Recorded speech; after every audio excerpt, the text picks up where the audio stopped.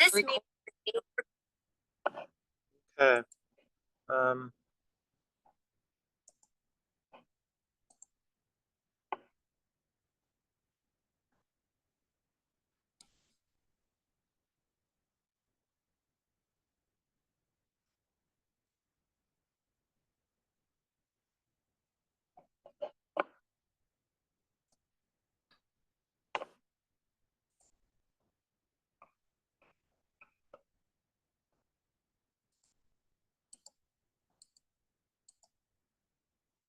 Okay, they're there now.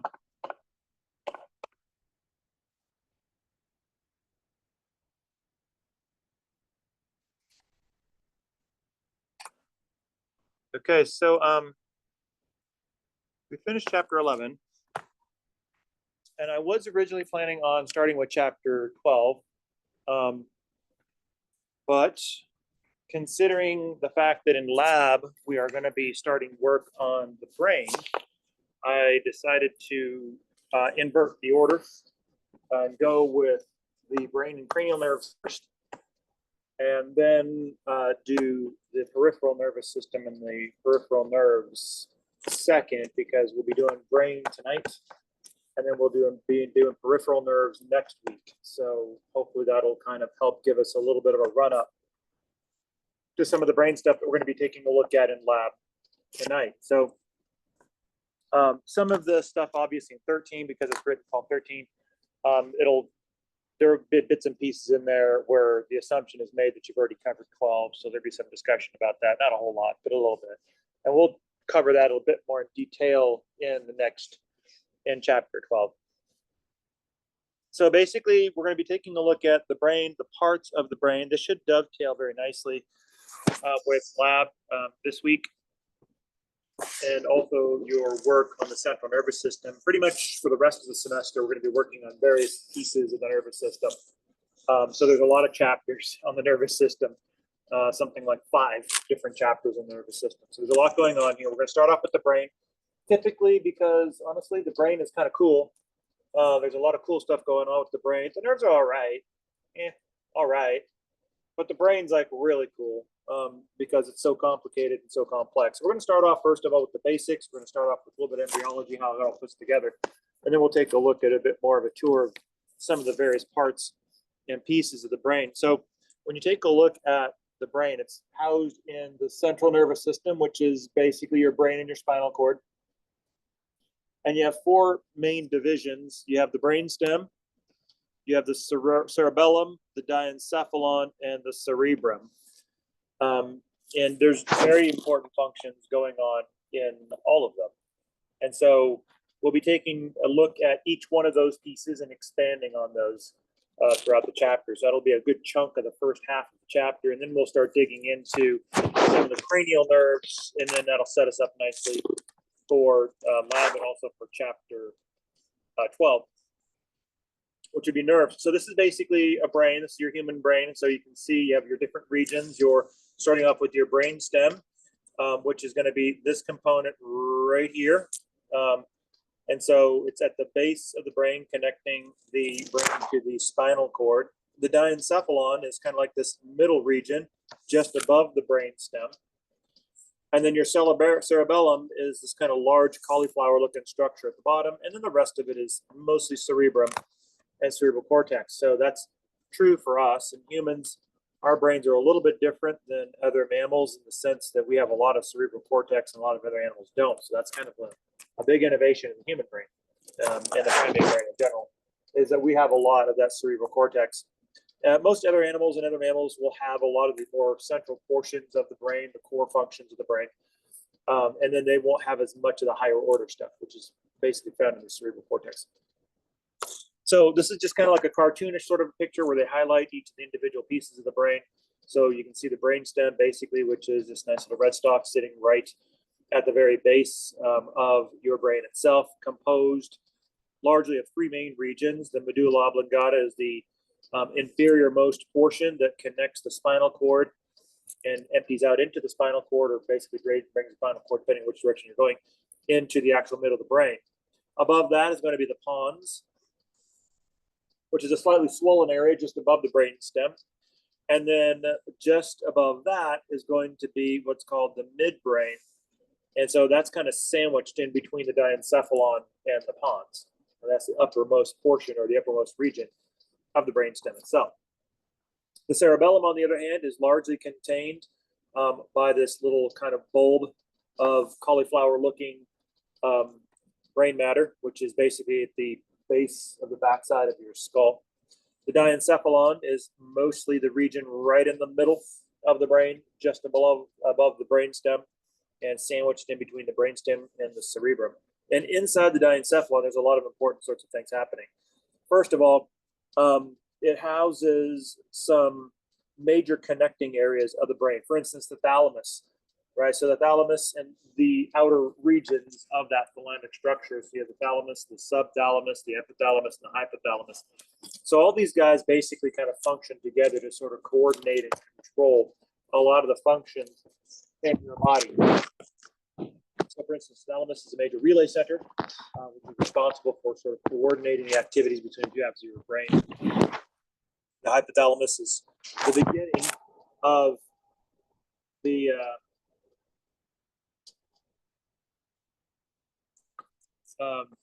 okay, so it's, sorry, the curtains just went up by themselves, the Metro Ghost. But basically, the hypothalamus is at the top of the endocrine system, so in charge of coordinating and controlling a lot of the overall responses associated with the rest of the body, homeostatic control, regulating hormonal mechanisms, and things of that nature. So that's kind of at the top of the endocrine system. That's typically what you start off AMP2 with, is the endocrine system, and you begin it with the hypothalamus in general. So that's in the diencephalon. And then the cerebrum is kind of the part that we really get fascinated by, because it's the one that sort of we identify with as sort of us, right? So this is full of a lot of different things. There's a lot of different sensory and motor sorts of areas in here. The hippocampus is our learning and memory, right? That really sets us apart from other organisms. The amygdala is basically where your emotions and your social behavior is. So if you're, how should we say, I don't know how to say this politely, socially defective, for lack of a better way to look at it. I'm not just talking about reserved or introverted. I'm talking about somebody who has a serious problem interacting in social environments, and there could be dysregulation or lack of development in the amygdala region. Or people, say, for instance, who have unreasonable fear syndromes and things like that. That could also be part of the amygdala piece, where your emotions are kind of not properly being sorted through by the amygdala. And the basal nuclei, which is important because this one kind of like maintains that basal activity, our postural activity, sort of that kind of constant maintenance. So you don't have to tell your postural muscles to continually contract. They just do that because your basal nuclei is telling them to contract. It's basically telling your body to stay upright, essentially. And so a lot of sort of subconscious or unconscious movements, especially when it comes to equilibrium types of things, are associated with the basal nuclei in the cerebrum. Okay, so that's all well and good, but the question is this. Let's start off at the beginning, because that's sort of the end, right? That's kind of the quick run, if you will, the 30-second elevator speech associated with the main regions of the brain. However, where does it all come from, right? So we want to still go way back. We go to way back into embryology. And so we first start off, just to kind of give you a little bit of the background, we're going to be starting off basically with a fetus. And so actually an embryo, it's before fetus actually. So it's an embryo. And what's happened at this particular point in development is you've gone from a single cell and you've gone through multiple rounds of mitosis to basically create this multicellular ball.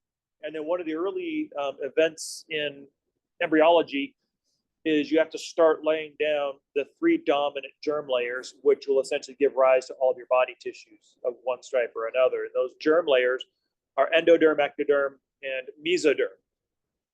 And so as you're sort of a collectional ball of cells, you start to organize those cells into different layers, those 3 germinal layers. And then what happens is those germ layers begin to develop, and then they begin to differentiate into specific tissue. So when we get to this particular stage, we've already kind of gone beyond those 3 germinal layer areas, and we've already started to create and differentiate into tissue. And now what we're starting zeroing in on is the development of the neural tissue specifically, right? So the other germinal layers are working on other types of tissue like cardiovascular tissue and things of that nature. Your heartbeat begins actually rather early in embryological development. And so other germinal layers are working on those particular pieces. We want to focus in on what's happening in neurological development. It all begins by basically creating 2 main structures that sort of starts to lay down your body axis. And that's another set of decisions that has to be made embryologically early on, right? So what's up and what's down, what's front and what's back, and that sort of stuff. And so the first thing you're going to start to notice is the creation of what's called a neural tube.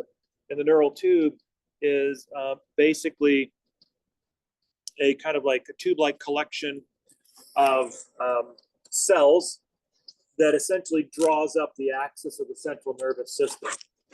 And then generally speaking, it's created by what's called neural folds. So generally speaking, when it all starts out, your ectoderm, which is basically going to give rise to your nervous tissue, is a flat plate. So it's kind of like this little flat plate stage over here. And in this flat plate, you're going to have a couple of different structures.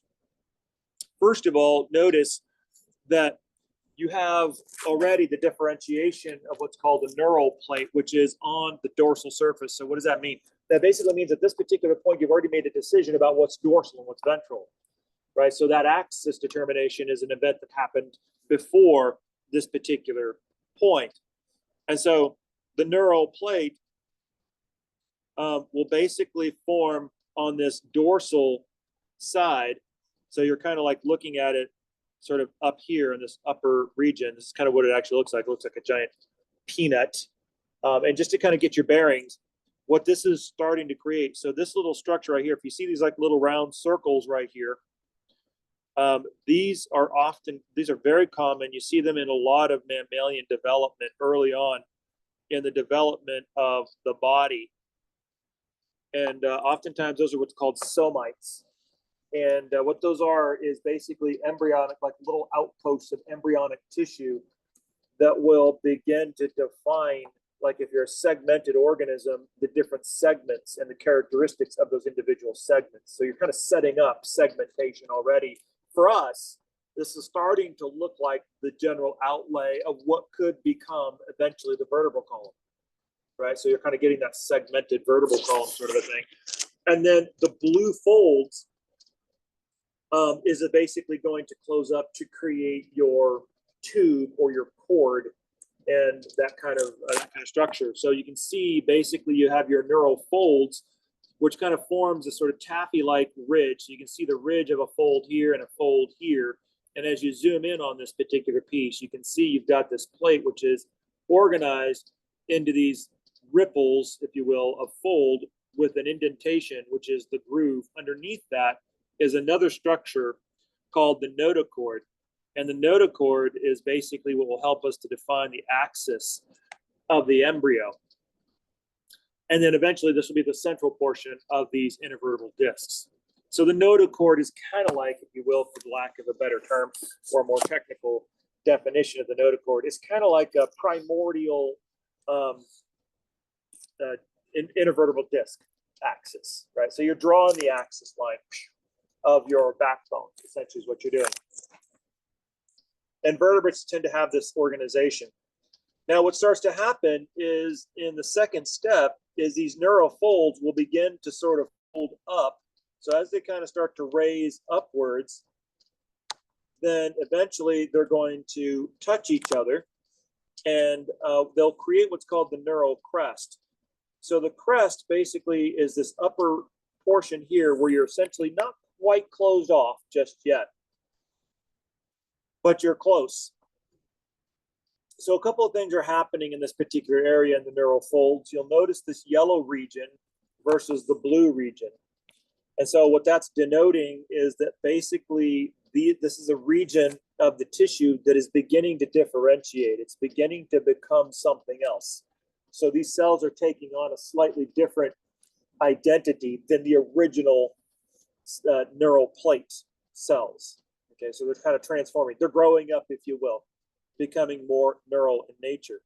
So as the neural crest basically starts to mature, then you get an outpost of cells that starts to evaginate from the pocket of the neural crest called the neural crest cells. And the neural crest cells begin to move away from the neural crest. They migrate away. And this is a very common thing that you see in embryological development is basically germinal cells that will begin to sort of move around a little bit. And then they'll kind of become the pioneers, if you will, of new tissue, of different types of tissue. And so these guys will move around and they'll give rise to your sensory, your autonomic, and enteric neurons, and also the peripheral nervous system. So this little patch of cells, what you basically do is you just pinch off a little bolus of these neural crest cells, and then those guys will go on to grow up and to become what we then know as the peripheral nervous system. And the enteric neurons, which are basically in charge of the digestive system, and of course sensory and autonomic. Now then, as this continues, what's going to happen is these neural crest cells, which you can see pinch off and form little pockets just underneath the neural crest, which basically pops off. So what happens is you essentially fuse the top, and so you get an enclosed tube. That's going to be your neural tube, and then it's covered basically by the skin, or what basically will become the skin. So you can see the outer edges of the neural crest becomes skin, while the inner edges basically seals off the tube, and then basically that becomes your neural tube with your little notochord underneath. And so what you have now is basically the beginnings of a spinal cord. Okay, so that's basically kind of what's happening. And this all happens very, very quickly. So we have there's some really nice time-lapse videos of this process. As a matter of fact, it might be worth, while you guys are working on the sheep brains, it might be worth trying to maybe dig around to see if I can find a good YouTube clip where they show a time lapse of the development of the neural tube, because I think it would be kind of cool. So in the neural tube, then basically you start to sort of expand and swell, start to create these little pouches, and this will start to slowly form the three regions of the brain. Typically, you'll form the forebrain, which is one of them, the midbrain, which is the second, and then the hindbrain, which is the third. And so now you basically kind of gone from essentially a neural plate to now kind of like this little bolus of three main sort of brain-like regions. It's still pretty crude.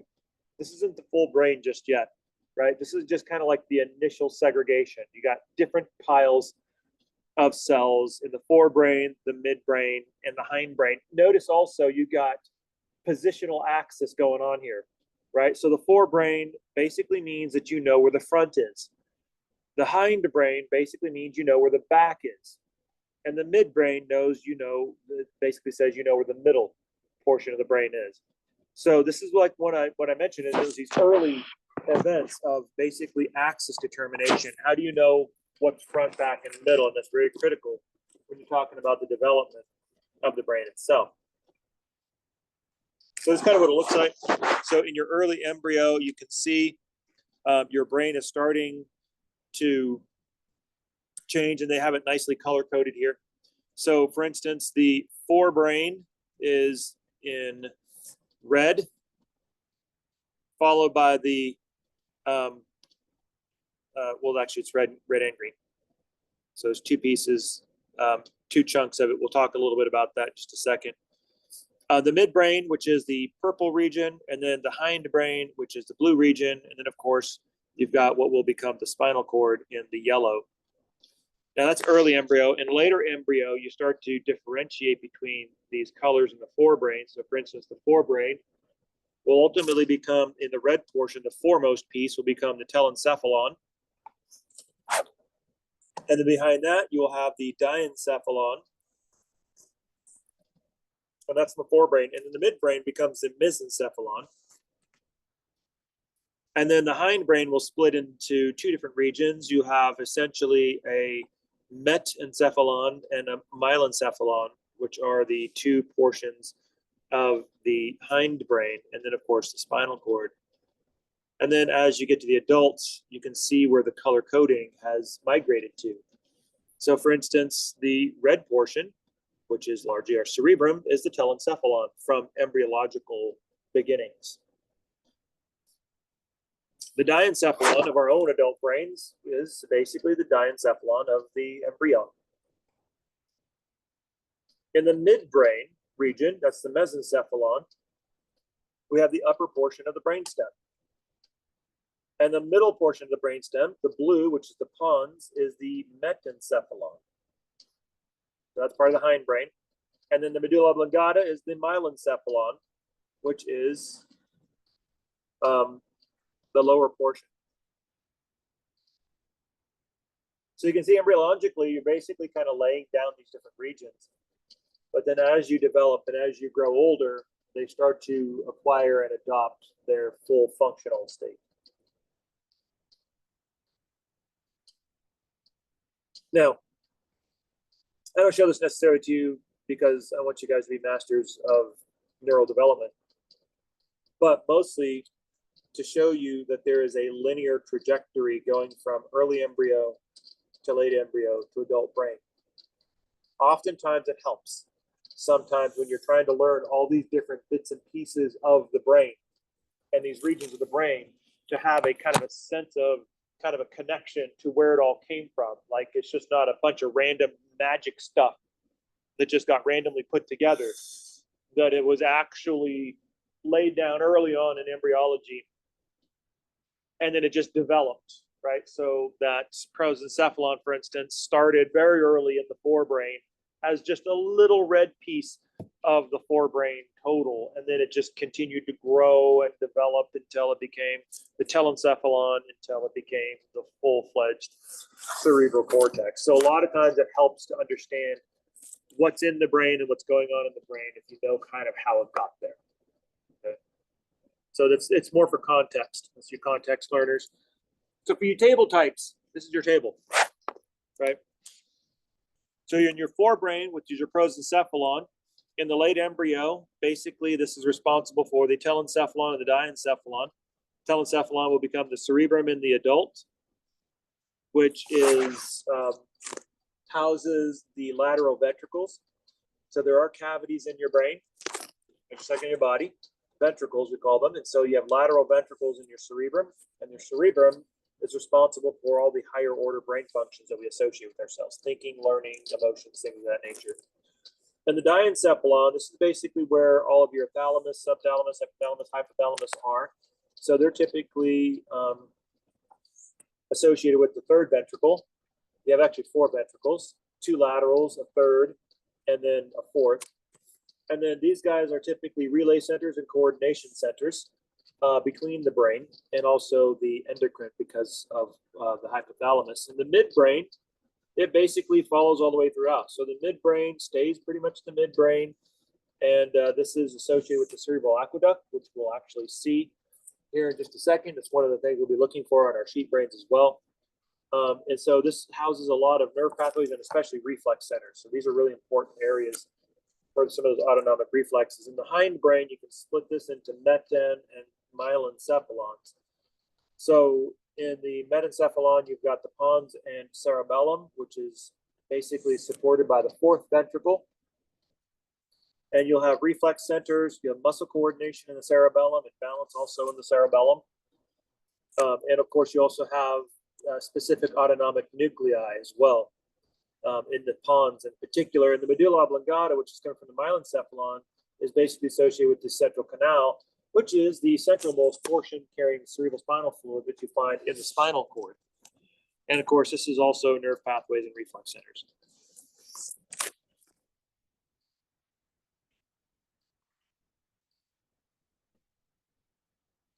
So that's basically the four regions of your brain. What they do the cavities that are associated with them, and where their embryological origins come from. So this is actually a really good table because it kind of pulls together a large swath of the nervous system. So now let's go ahead and focus in on the brainstem. So the brainstem is really important. It's the part of the brain that is going to be connecting spinal cord to the base of the brain. So it's the entry point for a lot of your sensation into the brain itself. It has three main regions, like we mentioned before: the medulla oblongata, the pons, and the midbrain. There's also what's called the reticular formation, and we'll talk about that a little bit later. But what its job is to do is essentially, a lot of what it does is autonomic functions. Generally, these are very essential functions necessary for survival. A good example is in this particular region of the brainstem, you will find the nuclei that are responsible for ensuring that your heart keeps beating, and also for ensuring that your body regulates homeostasis appropriately. And also you'll find the nuclei in there for breathing. So your involuntary nuclei for a lot of your organ systems can be found in your brainstem, which is one of the reasons why brainstem injuries can be actually quite lethal. Or brain injuries, which don't affect this brainstem, can lead to a vegetative state. So if you lose your higher order cerebral cortex activities, and yet your brainstem is still intact, then you will still have all those involuntary nuclei keeping your body going, your heart beating, and your lungs breathing, even though you won't be able to have any cognizant awareness. And that's also one of the reasons why if you were to injure somebody's brainstem, that is typically what happens during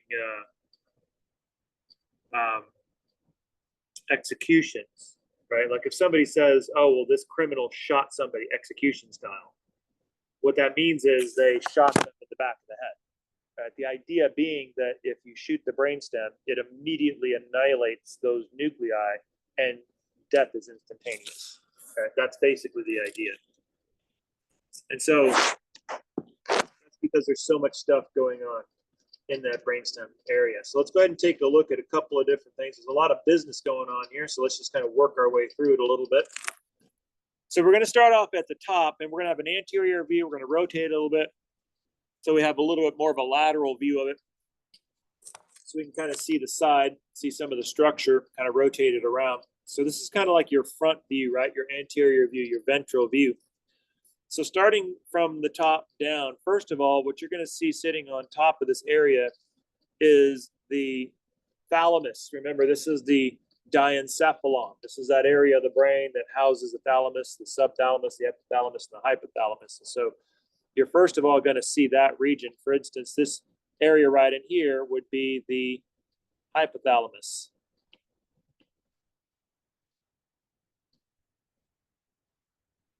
So that area right there would be the hypothalamus region. Okay.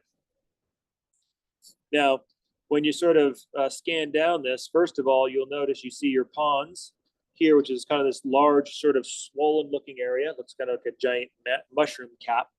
Below that, you'll see your medulla oblongata, which is kind of a little more stalk-like in nature. And above that, you'll see what's called the cerebral peduncles. That's these large structures here.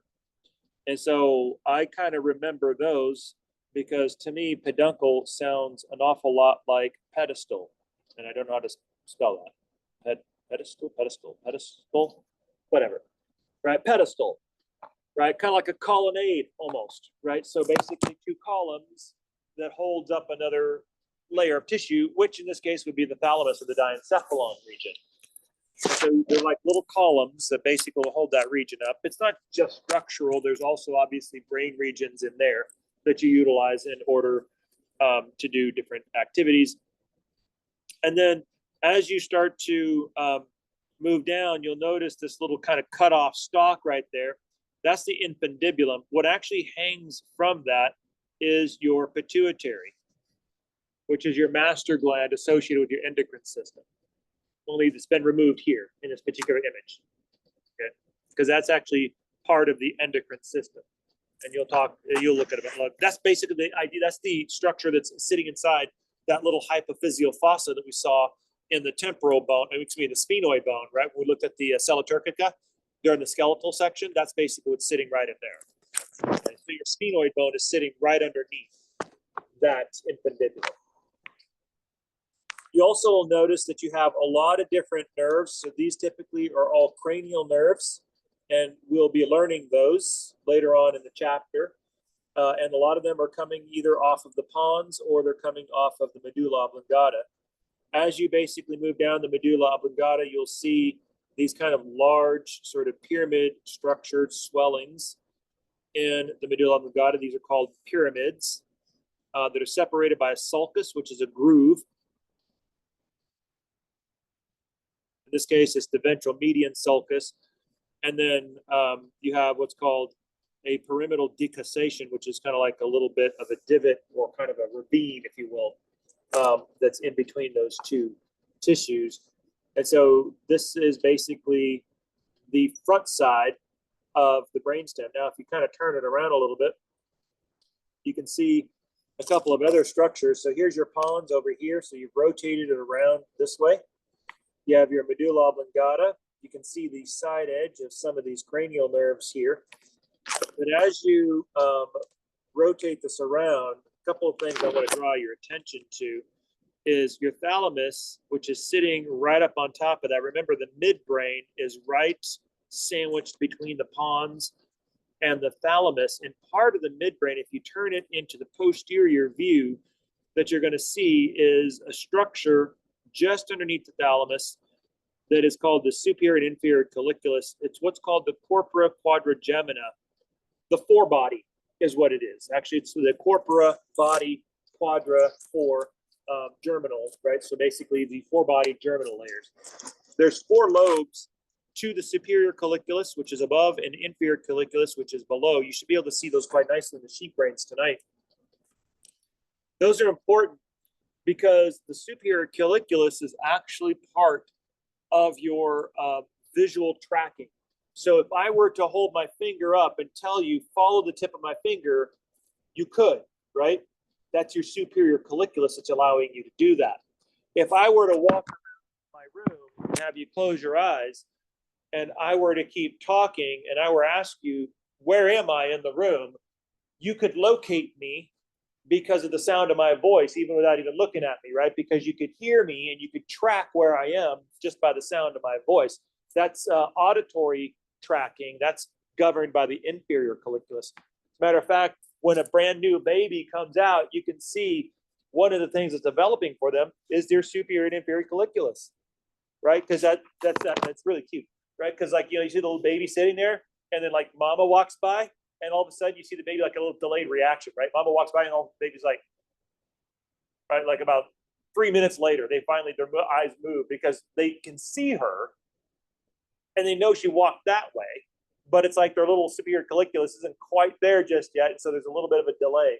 Or like if they hear her voice, they can't see her, right? Because maybe they're on the changing table or something like that. And they're kind of, but they can hear her, and they'll kind of like look around, like they'll know she's over there somewhere.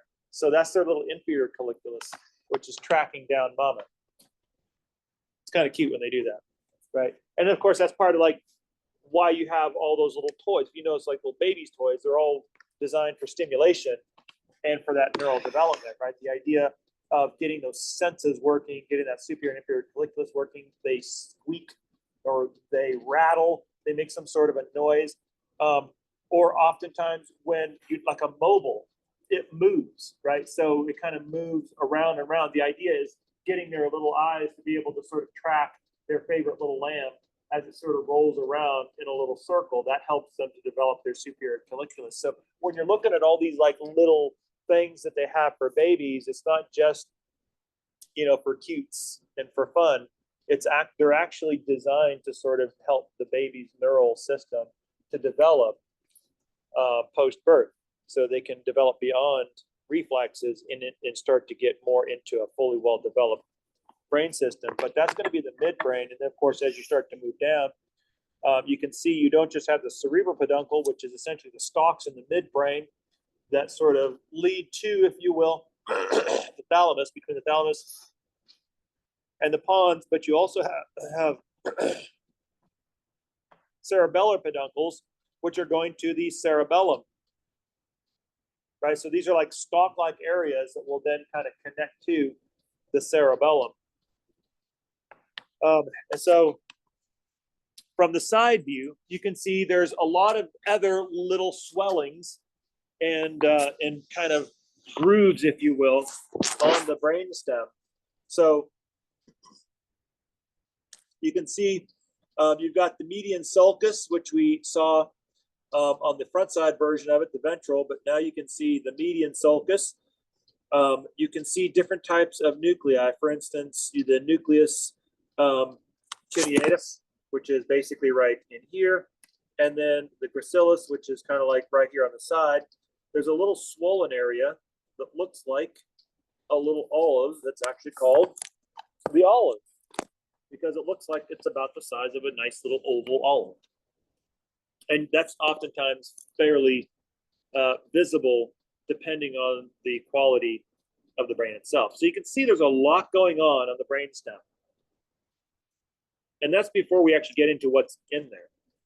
Now, this is one of those ones that kind of connects chapter 12 to chapter 13, because one of the things we'll learn in chapter 12 after this particular chapter is that the spinal cord itself is sort of broken up into different types of tracks. You have ascending and you have descending tracks that basically kind of go up and down the spinal cord. And that's what this is showing. This is basically showing the different tracks that are moving up through the spinal cord into the brainstem, and then how it's connecting into the rest of the brain itself. You can also see where some of these tracks are connecting to your cranial nerves. Now, the thing is, these are, for the most part, probably going to be a little on the abstract point at this particular moment. Okay. However, once we finish our discussion on the cranial nerves and we start to learn those cranial nerves, then we can come back to this particular image, and this one will make a lot more sense, because this is basically where some of those tracking systems, those ascending and descending tracks, are connecting into those cranial nerves as we've seen them popping out of the brainstem, right? Those are those little yellow nerves that are sticking out of the brainstem itself. Okay. So you can see how you've broken it up into sensory pathways, sometimes coming from the peripheral nervous system, moving in toward the central nervous system for processing and interpretation, and then the motor nuclei, which is basically sending out the appropriate response based on that sensation out to the rest of the body, whatever you want to do with that, whatever you want to do about that. Okay, so it's kind of showing you how sensation is coming in on the green side, and then the motor response is heading out on the purple side. So we're going to start from the medulla oblongata, and then we're going to work our way up. So this is the lowest part. Below this, you got the spinal cord. I have a lot of different accents coming out of my mouth at the moment. I think I had a little bit of North Dakota thing coming out there, a little Irish twist on one of those words. So I'll get it straight here. Right, so basically in the spinal cord, you have ascending sensory, typically, and descending motor. Now, in this particular area, you have discrete nuclei. Remember, nuclei, we mentioned before, is one of those dual definitional terms, right? We have nuclei and ganglia. Those are the same idea. Nuclei in the central nervous system, ganglia in the peripheral nervous system. So this is your internal gray matter. Remember, gray matter and nuclei, these are collections of cell bodies. And so they're processing stations. These are basically big regulating areas. So they'll take in a lot of different sorts of things. And these different nuclei, and there's a lot of them, and typically you cover them in detail when you get to AMP2 as you encounter them with the specific organ system. But like, for instance, heart rate, they'll monitor blood vessel behavior, especially diameter. Respiration mechanisms and reflexes are associated with that. Swallowing reflexes, at least the involuntary portion of the swallowing. Vomiting, which is a reflexive vomiting. Hiccuping, which is basically an aggravation of the phrenic nerve. Coughing, which is also a reflex that's similar to hiccuping. And sneezing, which are kind of also similar. So hiccuping, coughing, and sneezing are all similar types of events that are all very reflexive in nature. And a lot of the nuclei are basically governing how, when, and where these particular things occur. So in the pyramids themselves, we talked a little bit about those pyramids on the anterior view of them. So we basically have our pyramids, which are here in the front. So these guys right here. So in the pyramids, these are descending nerve tracts. And so these fibers at this particular point in the pyramids will do what's called decussate. So basically they split. So essentially the opposite side of the body is controlled by half of the brain, right? So half the brain controls the opposite side of the body. That is to say they basically cross over like that. And so that's where you get the right side of your brain controlling the left side of your body. That's because of that decussation.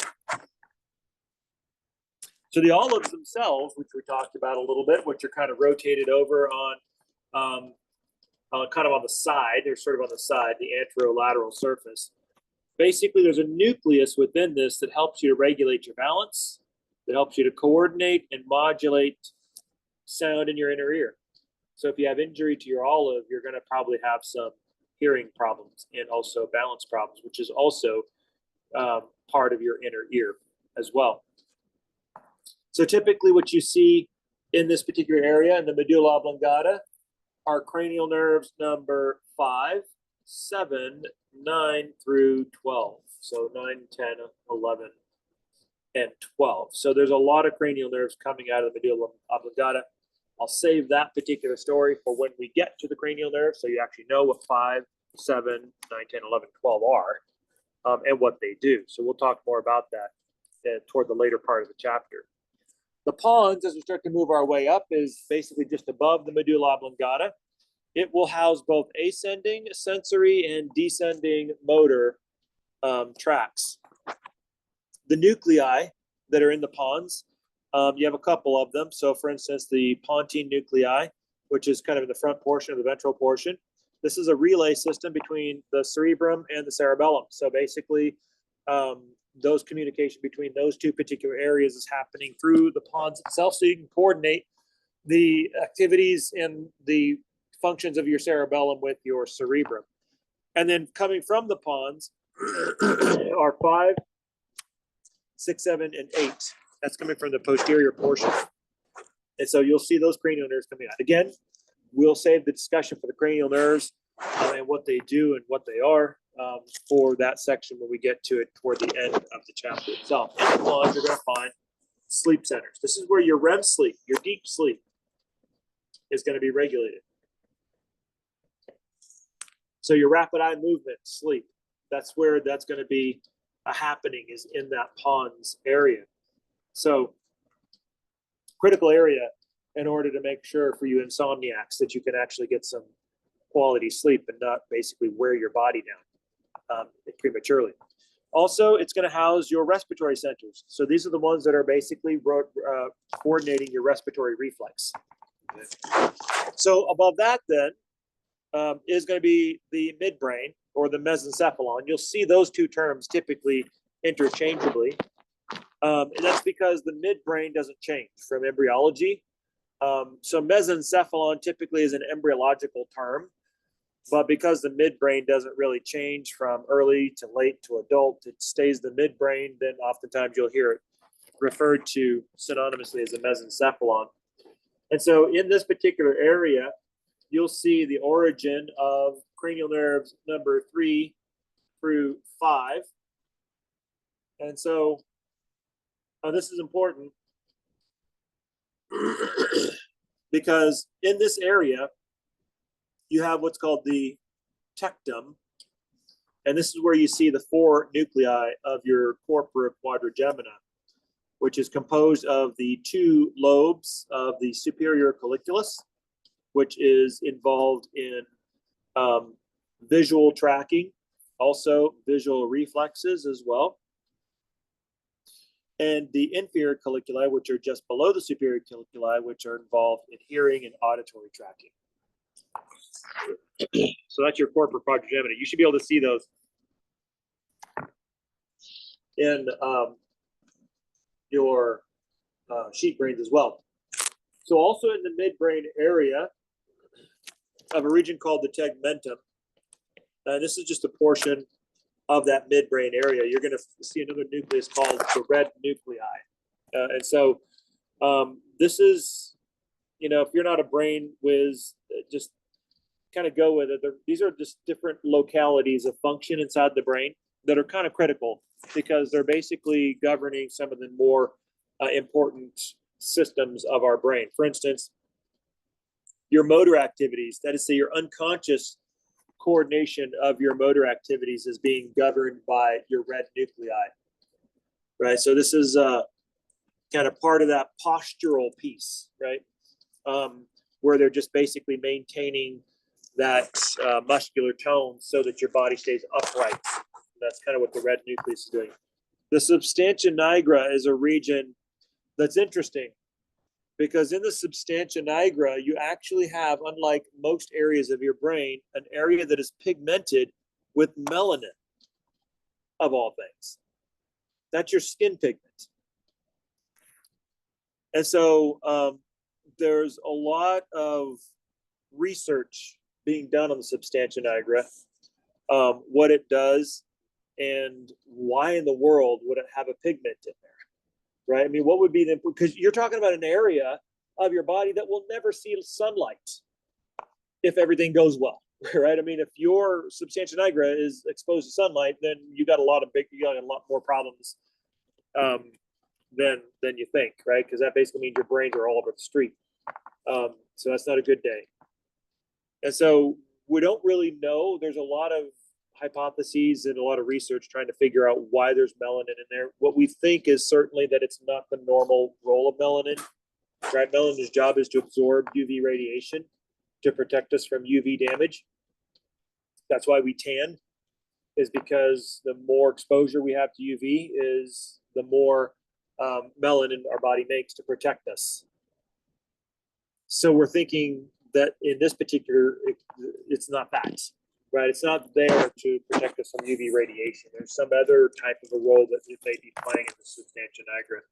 But it's interconnected with what's called the basal nucleus, which is another really big nuclei in sort of the middle of your brain.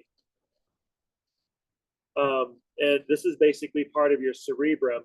And so its job is to sort of coordinate and to keep muscle tone and coordination of movements. One thing you'll notice is in your brain, there are a lot of different areas that are focused on coordination and regulation of muscle tone and muscle movement, right? Like unconscious muscle movement. Your cerebellum is an entire section of your brain that does that coordinates muscle movement. But now you have entire nuclei, very important ones, by the way, in your brain, in your cerebrum, that are also involved in coordination of muscle movement. So the idea of standing upright and staying upright to us just seems kind of like a yeah, duh kind of a thing, right? A kind of a very uninteresting sort of a thing, but it takes an awful lot of resources in your central nervous system to pull that off. Because if you recall, most things are not upright on this planet. They basically slither along the ground as best they can. So we have a lot going on in terms of this particular situation. So we already mentioned a couple of terms that actually were part of definitions that themselves need defining, right? Like the tegmentum, for instance. What in the world is that? So basically the tegmentum is part of the tract system associated with this midbrain area, where we had nuclei right? Those are the clusters of cell bodies. Now we have the tracts, which are essentially the white matter. That's basically the conduits of the myelination that basically gets to those particular areas of the brain. And so in the tegmentum, we have regions of ascending tracts. And some of those ascending tracts we see in the spinal cord. For instance, there's a group of tracts that are moving up and down the spinal cord called the spinal thalamic and the medial lemniscus that goes from the spinal cord to the brain. So these are those ascending tracts, these basically tracts of ascending information that funnels information through the spinal cord up to the brain itself. And the tegmentum is an area of the brain that sort of receives these incoming tracts from the spinal cord. The peduncles are typically composed of descending tracts. So these are the motor responses coming from the cerebrum, going down through the brainstem and to the spinal cord on its way to whatever the target is for an appropriate response. And so you can see then that what this is an expansion of that original image, right? Where we had the green ascending and the purple descending, right? And so now what we've done is we've taken a look at a specific brain region where we see the arrival of some of these tracks and the departure of some of these tracks, right? So we see some things coming in and we see some things going out of this particular region. And that's being housed in the tegmentum and the cerebral peduncles, respectively. So this is kind of what it looks like when you kind of cut it open. This is a cross section. So first of all, you see the cerebral aqueduct is an opening that has cerebral spinal fluid in it that's servicing this particular area. Your superior colliculus is this little swelling up here. So as you go down into the image, that's basically the direction you're going to get to the inferior colliculus. As you start to see the cutaway, you can see this is the spinal thalamic tract that's coming up from the spinal cord. And then the medial lemniscus is right here. So you can see that one's coming up from the spinal cord as well. The red nucleus, which looks red, that's why they call it the red nucleus, is kind of sitting right here, just above the substantia nigra, which are typically pigmented and kind of a brown color. And so that's going to be housed in this sort of cerebral peduncle area. So if you're wondering what's in those cerebral peduncles, that's what's in them. So the red nucleus, the substantia nigra, and some of these ascending tracts coming from the spinal cord delivering information to the brain. Now, next to the cerebral aqueduct, you'll see in a cutaway a little bit of your ocular motor nerve, which is the nucleus, not the nerve itself, the nucleus, the cell bodies that feeds that nerve. That's one of the cranial nerves, cranial nerve number 3. It's oculomotor has to do with the musculature of your eye. So it's part of your eye movement that comes from your cranium.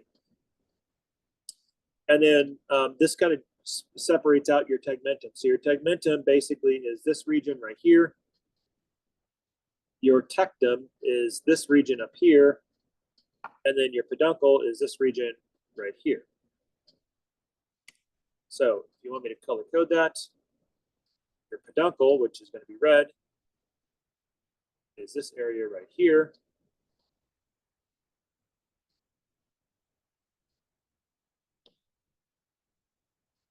The tegmentum, which is yellow, this area right in here. And the tectum, which is green.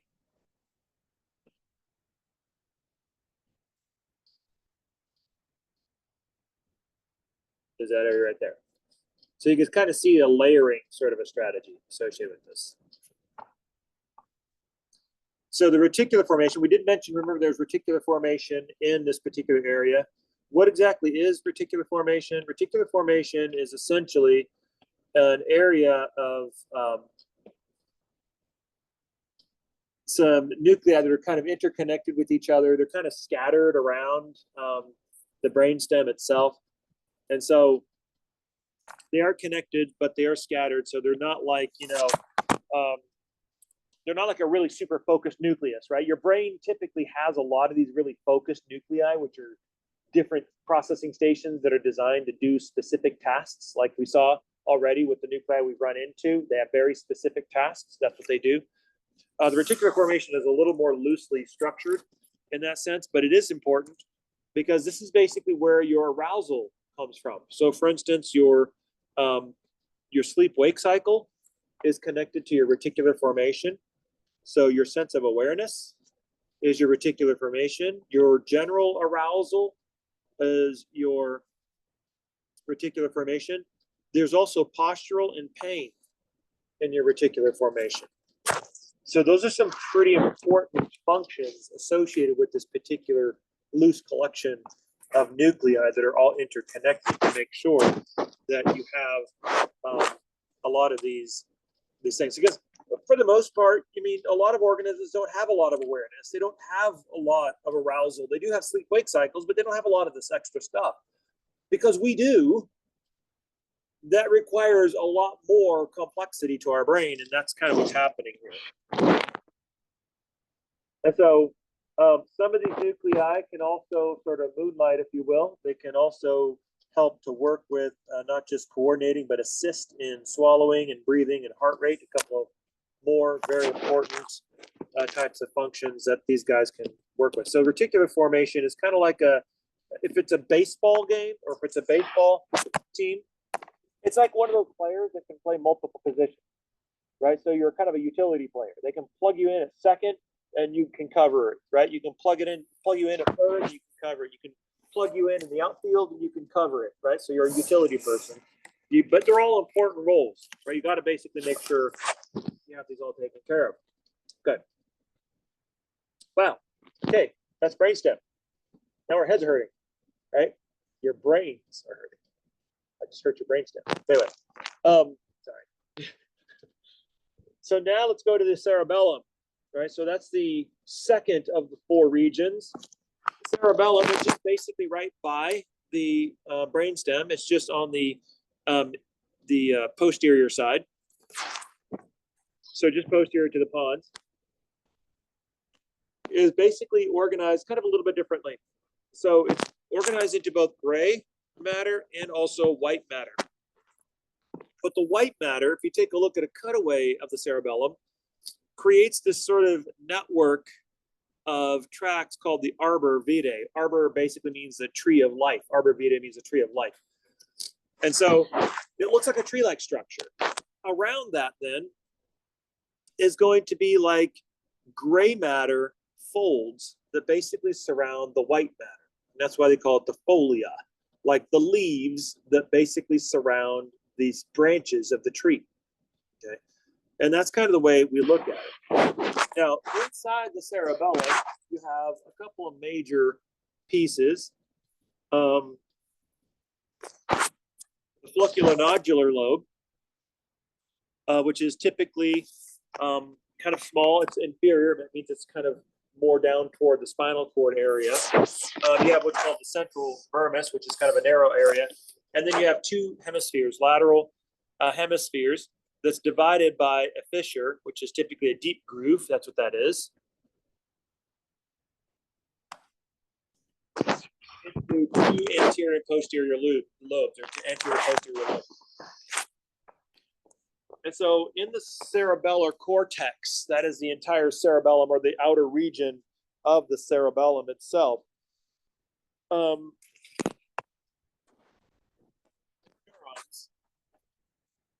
Then the cerebral cortex. So basically what that means is there's a lot going on here.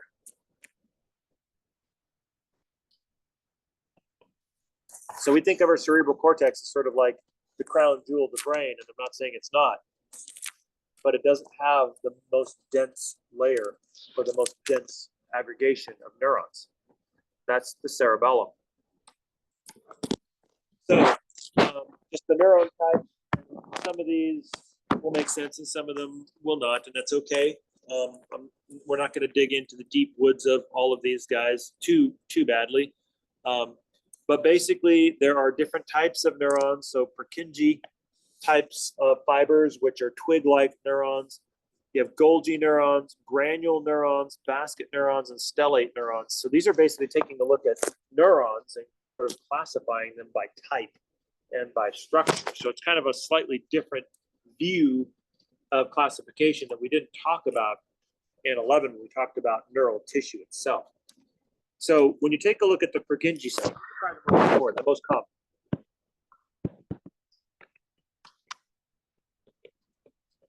The most commonly discussed, right? Let's put it this way. When I teach AMP2, we can go the entire semester without mentioning the other types of neurons at all. But the ones we do mention, actually fairly frequently, is the Purkinje fibers, okay? And so the Purkinje fibers are typically fairly big. Think about this for a second. Wrap your head around this. You've got a cell that receives 200,000 synapses. That's like having 200,000 emails coming into your inbox. And you have to do something with them.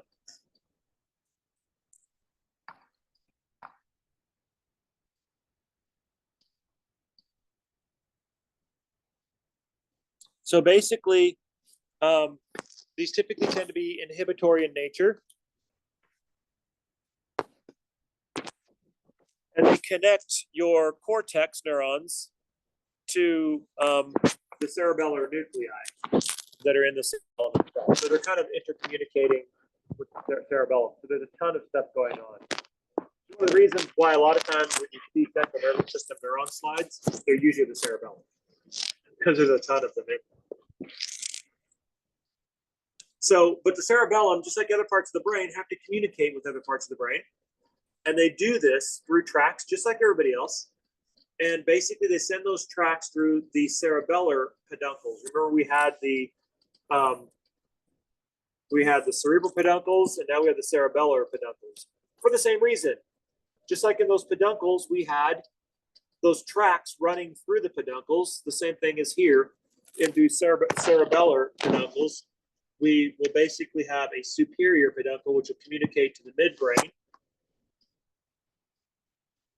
The middle cerebellar peduncle will communicate to the pons, and the other one will the inferior will communicate to the medulla. So the cerebellum is actually connected to all points of the brainstem, thereby coordinating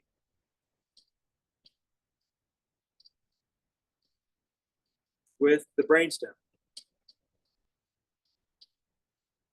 Which makes a lot of sense, doesn't it?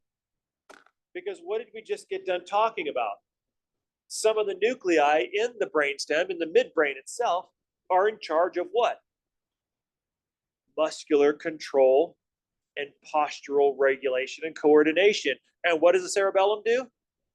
Muscular control and postural coordination and regulation.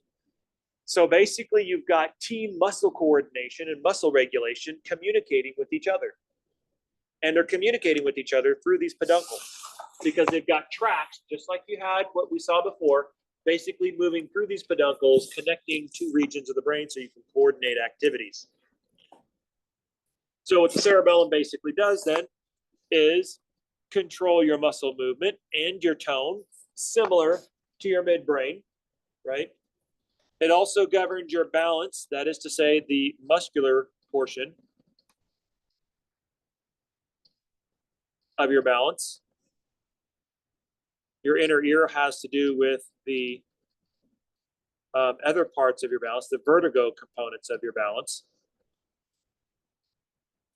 It will regulate your intentional movement, right? The extent of that, and also learning new motor skills. It's involved in coordination of learning those new motor skills. So your cerebellum is basically a very, very critical portion of your brain. As a matter of fact, if you basically have somebody who has ataxia, that is a discoordination in muscular movement and generally in gait and walk, oftentimes that is traced back to a cerebellar problem, some sort of an issue with the cerebellum. And so since we are at our witching hour, and we've made a very good, this is kind of a good place to start, and then start and finish the cerebellum, and then we'll move on to the third section of the brain itself. We'll do that on Thursday. Till then, take a little bit of a break. We'll see you guys in about 15.